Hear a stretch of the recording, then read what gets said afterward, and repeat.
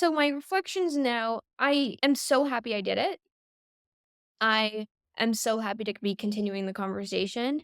I feel now, definitely, actually, my friends are in better positions to absorb the information and think about their options as well. I think last year, 25 is an interesting time where you're either transitioning out of school or deciding on more training.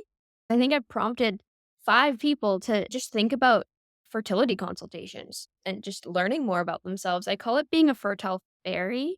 I think that schools have told us that we are all fertile fairies and we can just snap our fingers and get pregnant when we want to, and you're gonna have sex once and get pregnant, and that's your story. Mhm, And I think that is so not true. mhm. For some it is, but we're talking about fertile fairies recently. I Yes, I love like that that term. term. I'm gonna I'm gonna have to steal it. I like Yeah. that term. Based on your experiences, what do you want to tell people about egg freezing? What's your message that you're trying to share about egg freezing and fertility in general? My main message is we are taught to be strategic and thoughtful about our careers. We should be just as strategic and thoughtful about our family planning. Full stop. And infertility shouldn't be stigmatized. Women experiencing untraditional family planning should not be stigmatized. And women who also want kids young should not be stigmatized. I think that we are on such individualized paths that we have the power as a collective group to change culture. Hi, superhumans. I'm Dr. Mavis Garcia. And I'm Dr. Wise. We're two of the physician leaders at Markham Fertility Center, otherwise known as Our Baby, MFC. As fertility specialists, we've witnessed firsthand the challenges, triumphs, and the myriad of emotions that come with trying to conceive. Whether you're just starting to think about having a baby, actively trying, or facing challenges along the way, My Fertility Podcast will be your go-to resource for honest conversations and a supportive community. So grab a cup of coffee or tea and settle in, and let's demystify the world of fertility together. On today's episode, we welcome guest Shania Bhopa, who made the decision to freeze her eggs at age 25. We're going to discuss her reflections a whole year later and the reactions that she received from many voices on social media. You're going to be shocked at some of the comments that she got. At the end of the episode, we're going to finish it up with a round of rapid fire Q&A. Shania is the founder of NGO the Canadian Courage Project, a PhD candidate and a wellness content creator. You can connect and follow Shania on all social media platforms at Well by Shania. We are so excited to have you here, Shania, talking about egg freezing today. Thank you so much for joining us. I know that you're super busy, almost finishing your PhD now and doing all the million projects that you're always doing. So we're honored that you found some time to talk to us today. Thanks so much for having me. You know what? I love this topic that we're getting into egg freezing because this is such an interesting thing. It's such a big change, actually, in the world of fertility in terms of egg freezing. And so, this taking this time to explore it is going to be really interesting. I'm really pumped. I'm going to ask you some questions, and I know this is going to be a very insightful conversation. I know you and I go way back. So, why don't you tell us, how do we know each other? How did you decide to freeze your eggs at age 25? Great question. So it was Christmas Day of 2022. My older sister and I were having dessert. We were eating ice cream. And for context, my older sister is a physician herself. And she mentioned, Shania, you have such big goals. You have things in your career you really want to accomplish. Have you ever thought about the timeline of having children? And how does that work with your goals? And that was the first time anyone's ever asked me that question, and the first time I've ever even thought about it critically. And so after that conversation over dessert, she had mentioned, if you want to have kids after the age of 35, think about the data, think about the statistics, think about the likelihood of potentially having to undergo IVF later on in life, and check your insurance and just do your own research. And that was pretty much the end of the conversation. And I did my own research and read a bunch of journals and articles and just really analyzed from like a researcher's perspective what egg freezing would be like, what is the success rate, what is the likelihood, what is the cost. And just based on the intersection of my personal goals and data is when I really thought about egg freezing as an option. So I looked at clinics in the area and tried to find clinics with the best reviews, ones that were women founded and focused, and the team was primarily women and had a high live birth rate. And I stumbled upon Dr. Garcia's door and had a consultation, learned a lot about myself, learned a lot about my options, Mhm. and went ahead with egg freezing. Excellent. And then you wanted to share that with the world, right? Which is amazing. There's a lot of patients that saw you and found you, and they came to me and you say, I saw this on Instagram, and because she has the same ethnicity as me, that's what gave me the idea to talk about it with your family and think about it. So I think that you've helped people that you'll never even met. And I mean, these are the ones that came to me, but I'm sure there were other ones, all over the world that went to their local fertility clinics. So I think it's great that you decided to share with the world. And from what I see, you had a lot of positive responses from people. There's some negative ones too. So do you want to talk about what that was like, sort of Yeah. putting your entire life online about this very personal journey and the responses that you got? I would like to preface and give a shout out to my sister and my boyfriend.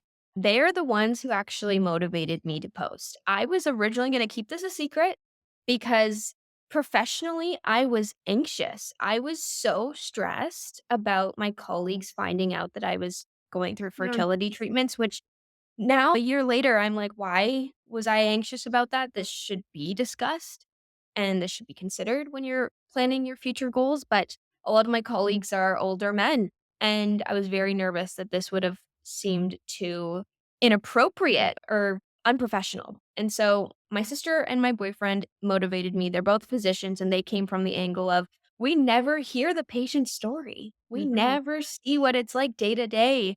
And that would make us better clinicians to understand the hardships and the emotional side of egg freezing. In terms of comments, there have been three main groups of comments. Group A, individuals who are really empowered and want to learn more. They are so curious and they might align very similarly to me in just being ambitious women. Group two are individuals who did not have a positive response based on social and cultural norms that they have confided in. And egg freezing, A, and women empowerment, B, is just not part of those norms. And so, quite a few, honestly, men, and I'm assuming their political views are slightly different than mine, but just really not encouraging to a woman, A, speaking up about her fertility openly, and B, being able to take control. I think that and I know many people listening right now can probably relate to this, but you see the traditional timeline. You go to school, you get married, and you have children, and that's it. But there are so many intricate details that we don't share. We really don't share online. And a lot of men in the comments just think that I should be at home with kids at the age that I'm at now. And so I've gotten the question like, well, you're 25. Why don't you just have them now? Mm, Or, oh, you just don't wanna settle down and mhm. just want to date around forever, Yeah, I've and seen those comments. Yeah. and I've also gotten a comment like, "No one wants you when you're 40," Oh my and god. yeah, "No one will That's wanna date you when you're 50." terrible. That's just mean. I Right? And know. that's completely random, and that's just mean and mean-spirited. Yeah. No Yeah. purpose behind the comment, Mhm. and I would say group number 3, and this is a reflection of our education system, so many people had no idea what egg freezing or what fertility treatments were. There Mhm. were lots of questions like, "Will I lose my period forever? Will all my eggs be gone? Will I have no more left? Does this mean you can have unprotected sex?" Questions that I found surprising, but now realizing the gaps in our education Mhm. system, it's awful. Mm. Right.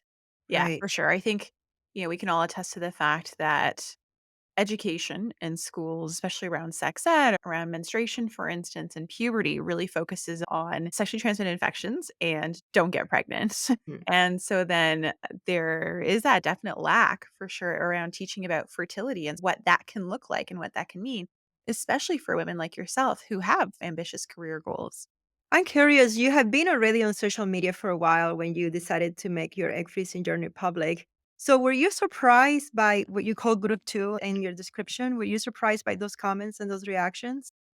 After receiving the comments, I wasn't surprised, but I was shocked at the level of negativity and the level of quote Mm, unquote traditional thinking. mhm, I was so shocked that some of the comments from men, I responded like, "I hope that you never speak to your wife or your children." Like the mhm, tonality and way that they framed women like we were in the 1900s again, archaic, was mhm. fascinating. Yes, I have to say, I went down the rabbit hole of your comments on your post. And I was like and your sister sent me a message, is like, "You gotta see these comments," you know? And wow, yeah, I was shocked that in today's age, people think it's okay to talk to women like that in public. People think it's okay to tell women that they should just be home having children and not taking care of themselves. I was like, this 100 years ago, I couldn't believe it. Yeah.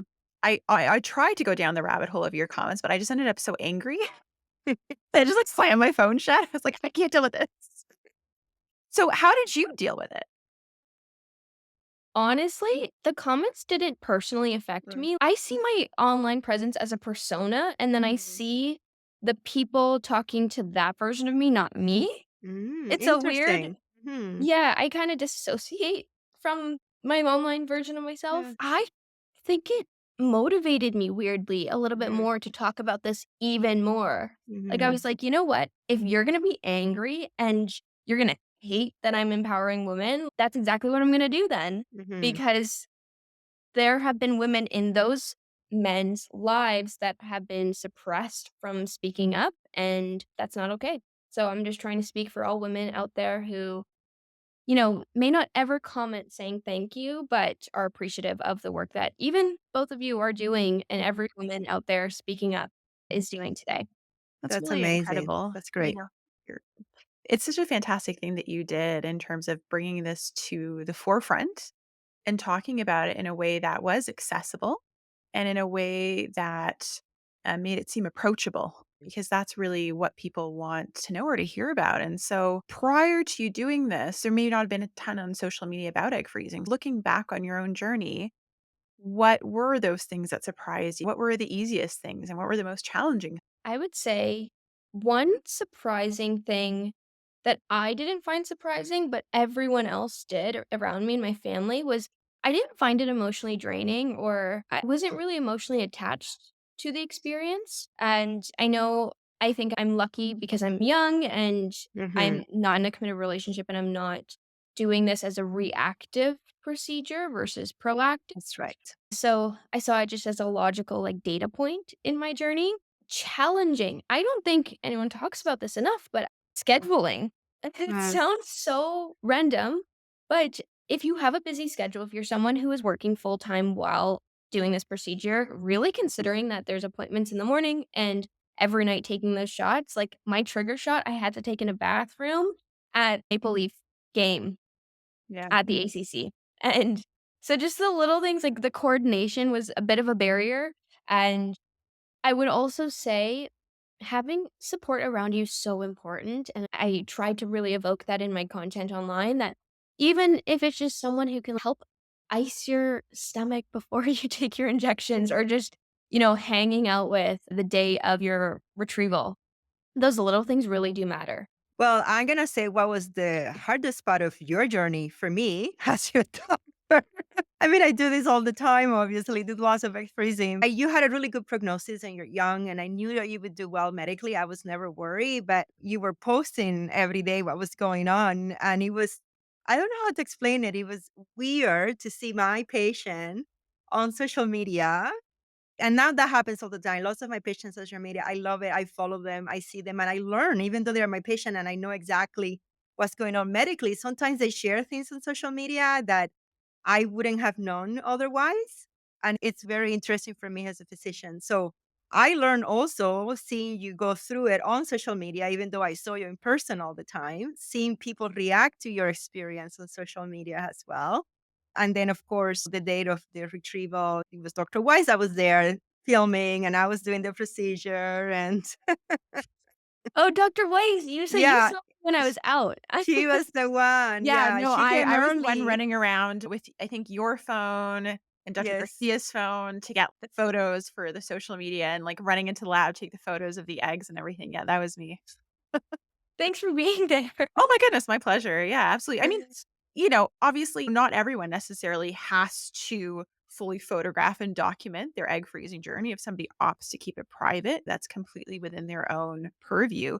But at the same time, it was so wonderful to be able to put that message out there, put that content out there to sort of say, look, this is normal and it's okay and it's going to be fine and it doesn't have to be this big bad scary thing, or it doesn't have to signal that you're getting old, or it doesn't have to be some, like, ominous thing that a lot of people kind of Mhm. worry about. Only quote unquote old women do this, or that quote unquote only the women who are still single do this Yeah, out of yeah. desperation or something, which is absolutely categorically not true, right? Out But of curiosity, how do both of you feel being on the other side and working with different cases throughout your weeks? And what's the most difficult part for you?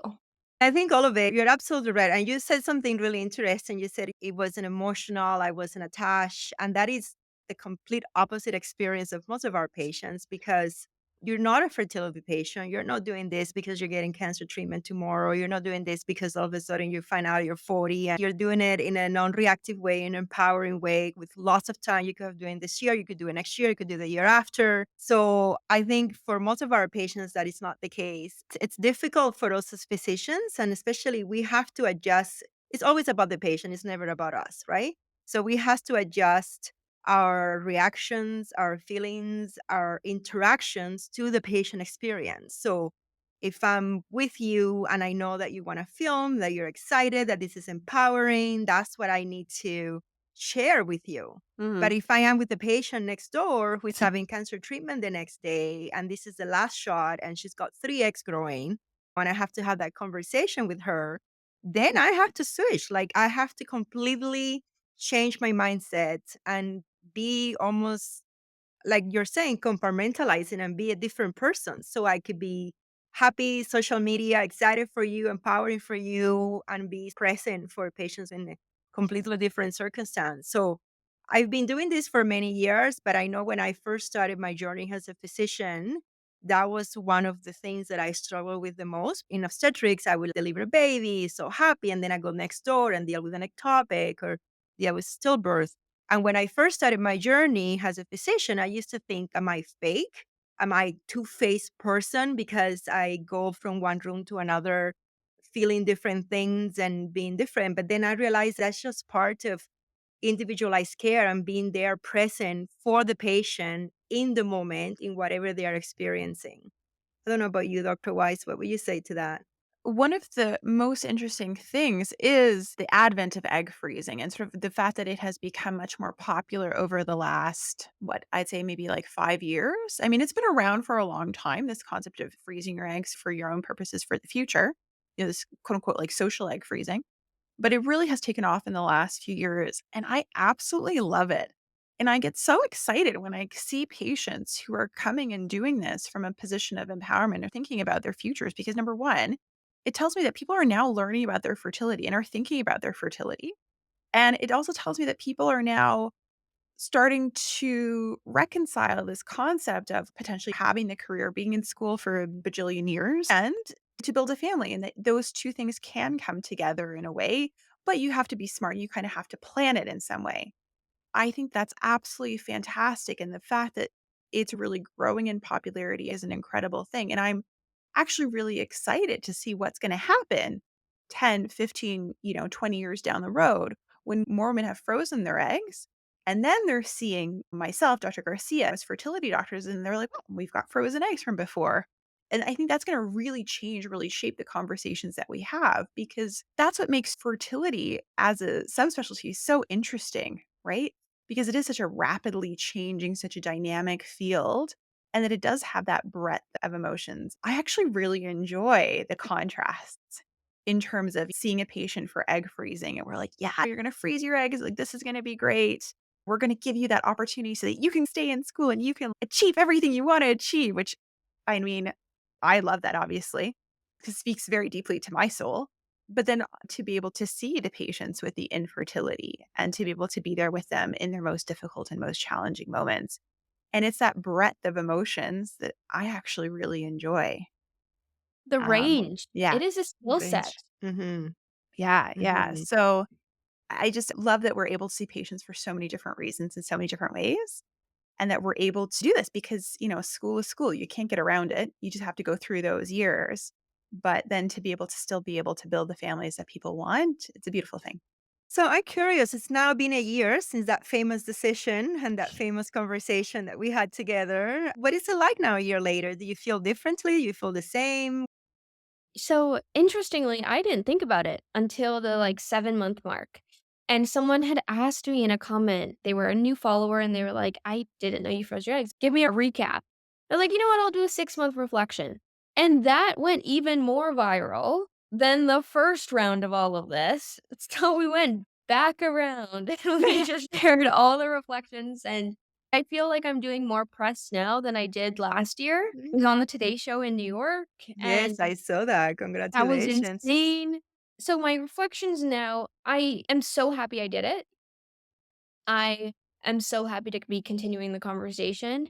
I feel now, definitely, actually, my friends are in better positions to absorb the information and think about their options as well. I think last year, 25 is an interesting time where you're either transitioning out of school or deciding on more training.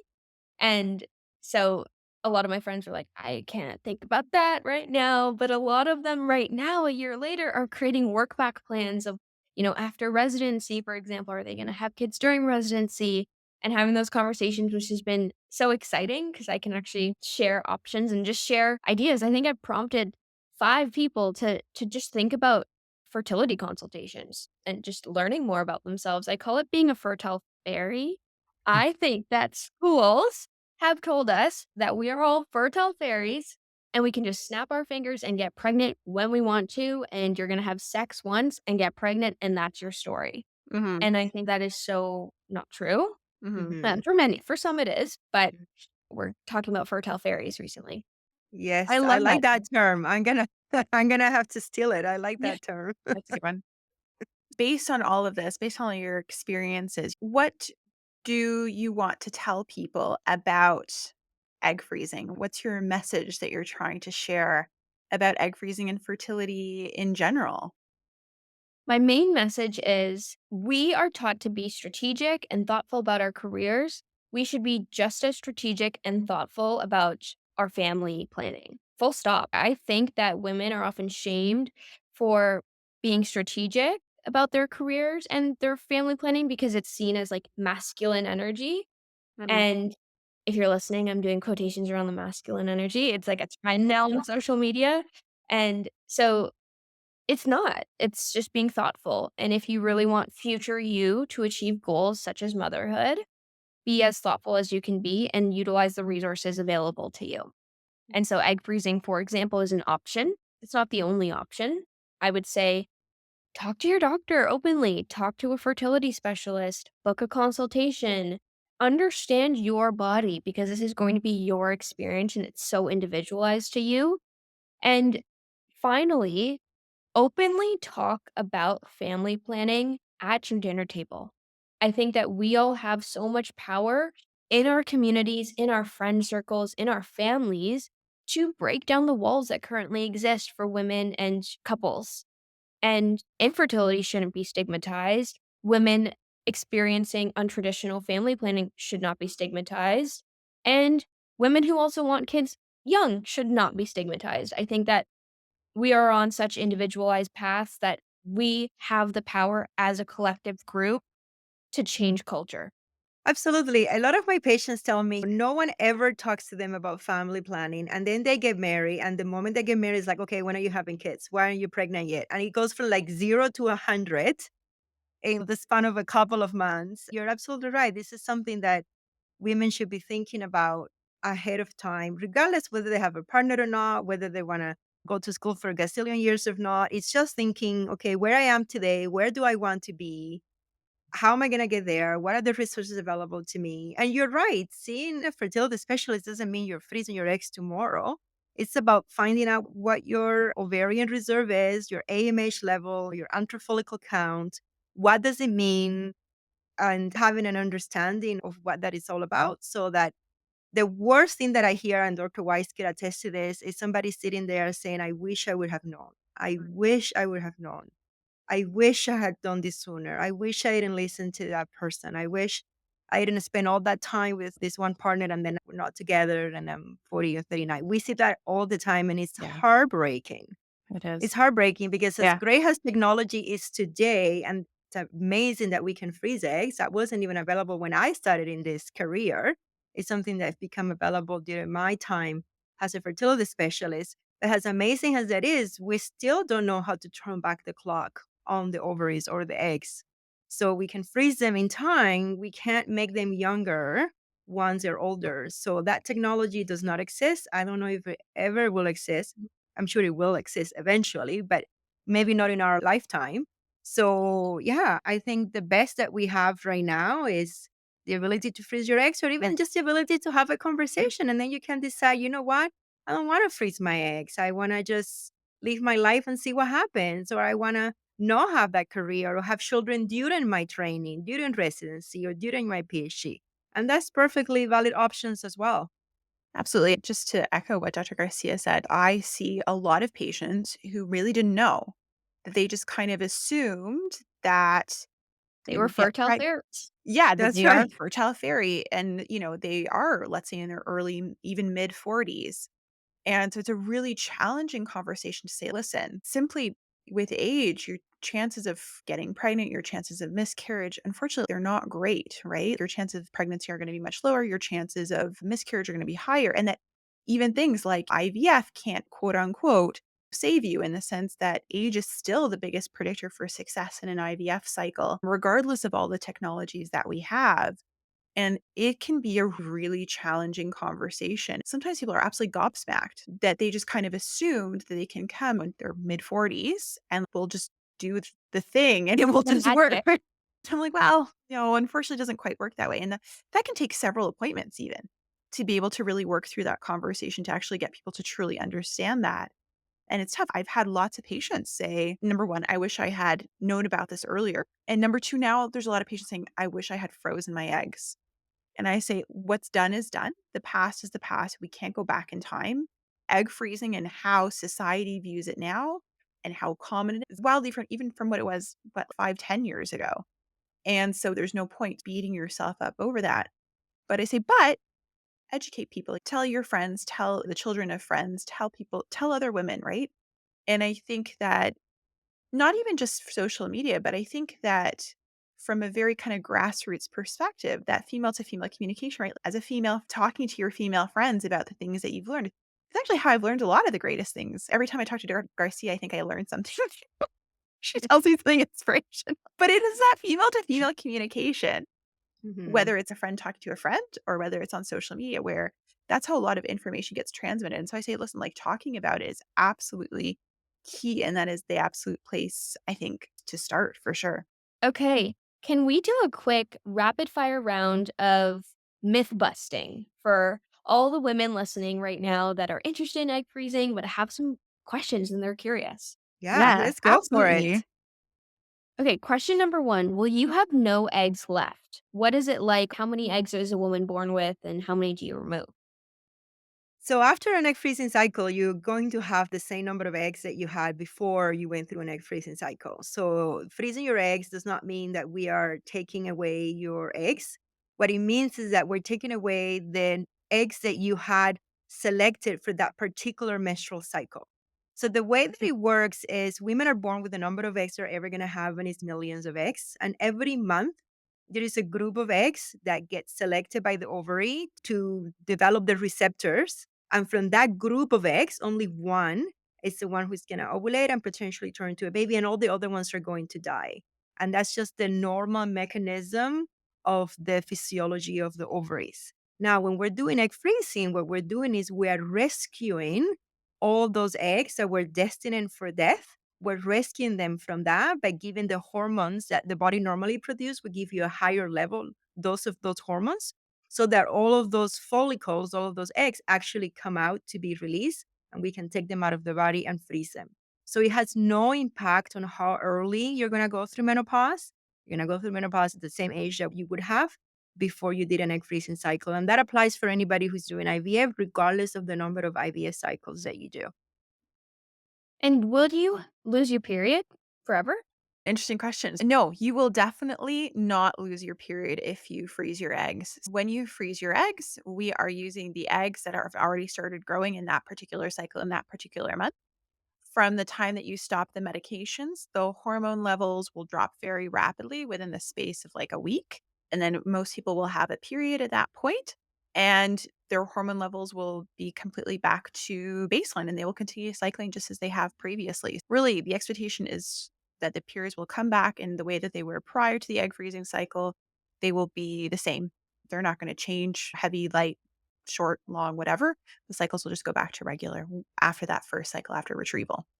Is the success rate really low? It depends on the age that you are at the time that you freeze your eggs. The younger you are, the higher the success rates. And the older you are, the lower the success rates. So for somebody who is 25 years of age when they freeze their eggs, success rates are very good, 60, 65% pregnancy rate for a group of eggs. It's not per egg.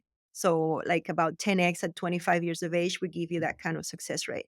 If somebody's older, the success rate is lower. Therefore, you need more eggs when you're older. So for example, a 25-year-old may have a 60% pregnancy rate with, let's say, 15 eggs versus 40-year-old may need 40 eggs or 30 eggs to have that kind of pregnancy rate. So the success rates are very good, but it depends on age. And does your age impact the abnormalities? Whether we're talking about egg freezing or IVF or even spontaneous pregnancies, every woman, every person with ovaries is going to be born with all the eggs they're ever going to have in their lifetime. So every egg that is sitting in the ovary has been there for your full lifespan. If somebody's 25, then those eggs have been in the ovary for 25 years. And over that 25 years, they can accumulate little bits of genetic damage. And this is totally normal. The analogy I often use, it's like skin, right? So you see a newborn baby, they're born with perfect blemish-free skin, right? And then as we age, we get dark spots, red spots, wrinkles, scars, etc. And you can kind of judge how old somebody is by the appearance of their skin. Eggs are kind of similar in that sense. So as time goes on, the proportion of genetically normal to genetically abnormal eggs will change. And this is the big reason, this is the crux of why it's harder to get pregnant as you get older. Because in somebody who has a regular menstrual cycle, 28 days, let's say, you are ovulating one egg per month. So the likelihood of that egg being genetically normal, meaning that it can yield a healthy pregnancy, drops as women get older. And that's why it's harder to get pregnant with age. So when you freeze eggs at a younger age, they're not going to continue to go through that genetic damage process. And so the chance of miscarriage, the chance of chromosomal abnormality, something like Down syndrome, will be that of the age of the eggs, not necessarily the age of the woman when she's actually pursuing pregnancy, let's say. And so that's why egg freezing, it can be such a powerful tool as well. Amazing. And is there anything that women can do to improve the quality of their eggs? I get asked this question all the time, and I always say yes and no. The no part is that there isn't something super dramatic. And the analogy that I give is if you have pneumonia, there's something called antibiotics, penicillins are so effective. You take it 7 days later, you're usually better. And that I would say that's very dramatic improvement in infection rate when you use antibiotics. There isn't a drug that powerful for egg quality. Having said that, that doesn't mean that there aren't things that you can do to improve egg quality. There are. So, lifestyle factors like good sleep, good nutrition, exercise, all of the things that we talk about in terms of general health that can have a good impact on your eggs as well.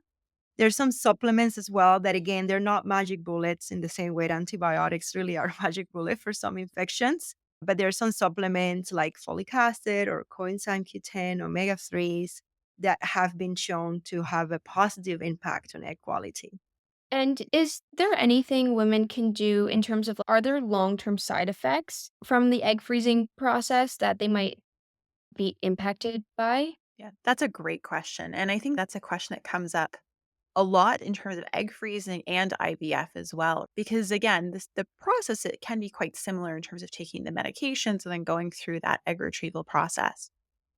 Really, especially with egg freezing, there are no known long-term implications, no long-term concerns in terms of eggs' future fertility, let's say for a spontaneous pregnancy, health considerations, absolutely nothing. And I always tell people, like, you're on these medications for a really short period of time, right? So it might be anywhere from 10 to 12 days of those medications. And although the hormone levels are high, and that people always get a little bit anxious when hormone levels are high or they're abnormal, it's a very short period of time in comparison to your whole life. Number one. And number two, these are hormones that are naturally very high throughout pregnancy. And so that's why we aren't so concerned about these high levels of hormones and their longer term effects. Going through this is very safe with no known long term implications. And how much should I care about the quality of my partner's sperm in relation to the quality of my egg and potentially when the time comes and I'm making an embryo? Great question. And I think you should care very much about the quality of your partner's sperm. And I wish males care more about the quality of their own sperm because I know that it gets downplayed. Of course, the women's eggs are precious. We cannot see eggs the way that we can see sperm. Person masturbates, we look at the sample, and I can talk about sperm. You have this count, you have this motility. I can't say that about an egg unless I'm doing the retrieval and you're already going there. So, because of all of those things, we put so much emphasis on the female partner going through fertility. Sperm is cheap. You can get sperm very easily, 3 times a day for that matter. Good luck trying to get eggs out of your body. So, for that reason, I know it has been downplayed, but it's extremely important. It's half the equation. And I think that there are many things that men can do to improve their sperm, similar to for women, good sleep habits, good nutrition, hydration, exercise is really important, maintaining a healthy body habit. Of course, smoking, drugs, alcohol, those things can have a very negative impact on both egg and sperm. And again, there are some supplements as well that men can take, but I think supplements are only needed if there's really a problem. But any couple who is trying to conceive, it should be a conversation, like you're saying, at the dinner table with both partners coming together, saying, this is what we can do together to make sure that the quality of our gametes, eggs, and the sperms are the best. Amazing. And my final question, not necessarily rapid fire, but I think for listeners, they might be interested in the full timeline. Now I have eggs in the freezer. What happens next? And what does that timeline look like? That timeline really depends on the person, right? And what I mean by that is that there are so many different paths or permutations of what can happen in the future, right? Let's say there's a situation where you have somebody who froze their eggs, a few years have passed, and now they're in a situation where they may want to have a child, let's say by themselves, right? So then again, we would see them, and then we talk about sperm. We can talk about sperm donors, sperm banks, sort that process out, and they can move into making embryos in a fairly short amount of time if that's the road they want to take. I always talk to my patients about, well, okay, you've got frozen eggs, but what about just trying inseminations, for instance, with donor sperm? Because maybe you want to have more than one child and you want to keep those eggs for baby number two or baby number three, let's say down the road. Trying to navigate what the potential planned hope streams are for that patient in that moment. So it could be 2 months or 3 months that you might be moving into something. For, let's say, somebody where someone has frozen their eggs and they have a partner who has sperm, I would still always start with that general fertility workup, right? Let's see what's going on and definitely do a semen analysis for sure and check on that sperm. And in a situation where a couple's been trying for a while, they've not had a successful pregnancy, starting with a general kind of fertility workup and then talking about, okay, what is the bigger family plan? Are you hoping to have one child? Are you hoping to have multiple children? What are the eggs like now? Should we move into inseminations, let's say, doing something like IUI, or do we move into thawing the eggs, making embryos, and going down that pathway? And so we're talking about all the different possibilities and what things could look like. But again, these things can move quite fast. I mean, I always tell people, like, when you've frozen your eggs and then you're thinking about egg thawing, The getting to the freezing of the eggs is the hard part. That is like 90% of the work in terms of the cycle monitoring appointments, the injections, going through procedures. Thawing the eggs, I mean, that's the lab's job, right? Partner produces a sperm sample or we have frozen sperm. We're making the embryos. That's happening in the lab. So you've already put in all that hard work. And so when you actually go back to thaw the eggs, you're almost coming to reap the benefits. You've done all the hard work already, right? I always try and emphasize that. That's the harder part is done. And this is going to be a little bit of the easier part. Yeah. But I think it's important to know that just because somebody froze their eggs doesn't Mhm. mean that is the way they're going to have a child. Mhm. Like we would normally recommend, okay, so if you froze your egg at 25 and you're getting married at 32 or 35 or 36, okay, great. You've got a partner, married or not. Then if you want to be pregnant, you try naturally. You might not Yeah. even need to come back for your eggs at all. That would be the best outcome. Even though you froze your eggs for Shania, you still want to be talking about family planning. There's still a conversation that's happening because this is ongoing, right? We do advise them to still try to conceive sort of in the late 30s range. And if pregnancy doesn't happen at that point, if you're faced with infertility, then it's just at the time when you come to fertility specialists and Dr. White say we would start from the beginning. We're not going to automatically be like, okay, great, you froze your eggs, you're 33, let's thaw them out and make a baby. We're Yes. still going to work through all of those options. And ideally, those eggs want to be your last resort because that was the whole point, giving you an option at a time when you wouldn't have had that option. So if somebody is 42 or 43 and they have done 5 IVS, 6 IVS, they have decreased ovarian reserve, we're not making embryos, the next option is an egg donor. But if they have frozen their eggs, they have one more option available to them that they wouldn't have had otherwise. So the idea is that it's one of the many options you might have available in the future. It's not the only option that you're going to have available in the future. Mhm. Great. I'm excited to come back. Well, hopefully I don't come back one day for a thaw, but That's what I You can always say to still, my egg freezing yeah, patients. I'm like, it was right. lovely to meet you. I had a wonderful time yeah. going through this journey with you, but I hope you don't have to see me again. Yeah. That's right. It's like insurance. You have it, but you never want to use it. You never Yeah. want to be calling your insurance agent saying, I need you now. Yeah. And for both of you as women in the field, if you were to give your 25-year-old self one piece of advice related to family planning and career, what would it be? If I were to go back and talk to my 25-year-old self, I would tell her, thank you for working so hard.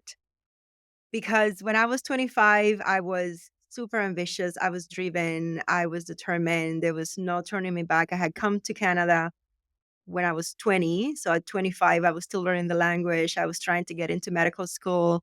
It was very competitive. I wasn't born here. So I felt I was a low socioeconomic status being a new immigrant. And I was so determined, which came at a price because I didn't have a lot of friends. I didn't have fun. I was studying work. And I was very, in a way, sad at the time because I knew I wasn't having fun and I knew I was just grinding. And it paid off. And I now have the life of my dream, both personally and professionally. So I would go back and say, thank you for grinding. Thank you for not giving up. Thank you for being sad and making the sacrifices because now we are rocking it, girl. Oh, that's so beautiful. And Dr. Weiss? If I were to go back and talk to my 25-year-old self, I would really say there is so much delayed gratification that goes into long schooling. So again, whether that's somebody who went to professional school, PhD, etc. And the delayed gratification is really exhausting and is so tiresome sometimes. Not to sound like a broken record, but I agree with Dr. Garcia in the sense that, I just said, keep going, just one more day. Just keep going, just one more day. And every day will get a little bit better and you will start to see over that precipice, right? And you will get there. And if you just keep grinding away, just chipping away, like you absolutely can get there. And then what I would have told my younger self about infertility would have been, you don't have to decide now, right? Certainly when I was 25, all I wanted to do was to be a doctor. I really had no other intentions. When I was a child, I dreamed of being a doctor. Other children dreamed about their wedding. Like, when it came to wedding planning, they were like, "Oh, what did you dream of when you were a little girl?" I was like, "I didn't. There was a white coat. There was no white dress." And so to my 25-year-old self, I would have said, "Listen, there are still so many options. You still have time. You don't need to make these big decisions now, but give yourself the tools to figure out what you can do. And to be honest, I kind of always wondered, maybe I probably should have frozen my eggs actually at 25 or 30, and I didn't because it wasn't really that popular even when I was around. That's something that I always kind of wonder about. I wish I would have done it, but I definitely would counsel. I have 3 nieces. I'm going to be all over that when they're 25, 30 years of age, bugging them about it, right? Just from a female perspective in terms of what they want to do. I think, yeah, at that point, you don't need to make those big decisions, but you can decide what to do that can open up different avenues for you, and that there is still time, and that the worst thing that you can do is to be with someone just because you feel like you need to be with someone, right? Or that you need to stay with someone because you need to have kids because of your biological clock. That is the absolute worst thing that you can do. That's the conversation. If you're 25 to 30 or even 25 to 35 and you are either with a partner or you're not with a partner, that topic is brought up at every dinner party right now with your girlfriends, right? He's great. Is he someone I want to be the dad to my future kids? Mhm. Is he someone who is going to be the husband to me?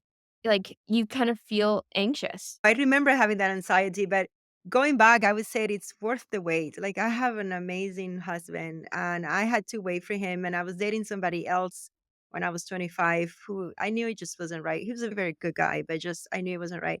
And I'm so glad that I was true to myself. I could have said, oh, it's good enough. And what if I don't meet somebody else? But I'm so glad that I was brave to say, this is not what I want. I deserve more. And I think good men are worth the wave. And not for the men, for you. It's not about him, it's about me. Every woman deserves to be loved and be cherished and be in a relationship where they feel like they're a true partner. Mhm. And those things are worth waiting for. And if you don't find it, then you get to be that to yourself.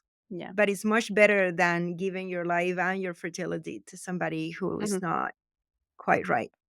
I think, especially for women who are successful or pursuing lots of education, whatever, the one thing that I wish I had like practically tattooed on my forehead was never ever dim your own shine for somebody else. Never ever do that. You should never ever have to do that, right? You have done all these incredible things, done all this schooling, made all these incredible achievements. You should never be in a position to feel like you have to kind of downplay that so that somebody else doesn't feel insecure. And as soon as you feel that, red flag. Mhm. There's this quote that says, "Women often put people's comfortability over their own personality." And that's aside from being in partnerships, but also just in circles and circumstances. You put people's comfortability above your own personality sometimes. I think it's particularly difficult in a romantic relationship because you're just with them all the time. And when my husband and I go for walks, we always say the one thing we want for our children more than anything is to find the right partner because that really is the key to everything else in a way, you know? Absolutely. I would agree with Dr. Weiss. I think it happens way too much in romantic relationships and in many circles that women, especially successful women, are trying to be less off just to make other people more comfortable. I think that this really wraps up with egg freezing. So I did a big presentation on egg freeze, and this was a few years ago. And there was this one quote at the end of this one paper that I read that I thought was just so fantastic. And I just wanted to share with you and get your reflection on it. Okay, so for women who do want genetically related children and who wish to avoid the difficulties associated with infertility, the pressure to use egg freezing unduly places reproductive responsibilities on individual women and obscures the influence of social structures that can contribute to delayed childbearing in the first place. For example, in the absence of funded childcare programs that can make childbearing and child rearing at a younger age more likely and easier, the decision to delay childbearing may not be a choice at all. That was from Petro Panagos et al. In 2015. I love that quote. It really makes me stop and think that although I'm so glad that we have the ability to freeze eggs and that we're talking about egg freezing, that we also need to look at society as a whole, society's bigger picture, and figure out, wait a second, why are we delaying childbearing? Why are we pushing childbearing to the side? And how are we going to support people who want to be able to have kids as well? But just wanted to get your reflections on that. That's an excellent quote. I really liked it. I'd love to read the paper as well. Yeah, I'll And send it to you. yeah. So I wrote a chapter in a textbook The textbook was on EDI in medicine. And the chapter was about how women often have to, for example, take off your wedding ring before a job interview. Because if you are interviewed by men and they could foresee you having children and having to take time off work, they won't hire you. And so it's related to the social context in which we all live that we don't have a system that supports women who want to take time off work to have children. Because we see that women will come back, they'll be a few years behind, they won't get hired again, they won't be at their peak performance capabilities, and I think that's so unfortunate, and there's a lot of work to do. I will also say, in the context of the current economic crisis we're in right now socially, egg freezing aside, just fertility education and opportunities for women to have free birth control should be a topic that we're all talking about at the dinner table as well. Because unfortunately, if you think that you're a fertile fairy, you're either anxious about pregnancy, you don't even want to think about it, talk about it, or if you are unclear about pregnancy and getting pregnant naturally, there can be circumstances where you did not know that birth control should have been an option or was an option available. So that's also a can of worms that Hmm. we can either end off with, or, if you're listening to this is like a reflection point for you at your next dinner party. Yeah. Hmm. I think it's all about options because even if there was available childcare and societal structures to allow women to have children earlier, some women just don't want to. I mean, Mhm. with all the childcare in the world, having children is still a huge responsibility, regardless of how much society may support. And I agree that there needs to be a lot more support. So I think at the end of the day, it's all about choice, right? If you want to have children early in your career, here are all the resources that you should have available to you. There is a childcare, there is a societal structure, your career is not going to be damaged. If you want to freeze your eggs, see all the resources. If you want to be on birth control forever until you're menopausal, here are the resources to do that. And it's about choices. Every woman is her own universe, is unique, and our circumstances are so different. And God damn it, it's not the 1950s anymore. For all Yeah. those men on Shania's thread. Check your calendars. It's the year 2024, for God's sake. Yeah. Women have choices. Some of them want to stay home and have children on 25. That's wonderful. They can do that. Some of us don't. Mhm. And we should be able to make those choices as well. Thank you so much for coming to our podcast. I know that you're super busy accomplishing all of your amazing goals. And we're so privileged that you had some time for us today. What a wonderful, insightful conversation. And thank you so much for breaking the stigma and going on Mhm. social media and sharing your journey, even though it made me really anxious as your doctor. But I'm glad that you did it. I'm glad that we both did it. And thank you for having me, and thank you for being part of my journey. Well, You're it very was welcome. it was an absolute pleasure having you on the podcast, and I'm so glad that we have talked about so many different topics, and because I think egg freezing is so wrapped up in societal pressures and discussions about women and equality and equity and all these other things, and it's fantastic. I really hope that this is just a starting point for the bigger conversation, right? And then I hope that we can all continue it on social media and otherwise and keep the conversation going, because by talking about it, we're publicizing it, we're encouraging other people to talk about it, friends talking to friends, people talking about things at the dinner table. And I think that's really powerful. And that's a wrap for today, Superhumans. If you're looking to connect, get social with us. Follow us on YouTube and Instagram at My Fertility Podcast or visit us online at markandfertility.com. And don't forget, follow, subscribe, and share your favorite episodes. Thanks for listening to My Fertility Podcast and for being a vital part of our community. We know you've got this. We're signing off until next Tuesday. If you found this episode of My Fertility Podcast helpful, please take a moment to head over to the review section and leave us your thoughts. Your reviews and comments are incredibly valuable to us and help guide future episodes. We also welcome you to direct your questions to info@myfertilitypodcast.com. My Fertility Podcast is produced by Rabbit Media Inc. in conjunction with Dr. Garcia and Dr. Weiss. Music from Mix Kit Raising Me Higher by Ajay Stelino. My Fertility Podcast is not intended to replace any type or variation thereof professional medical, health, or legal advice.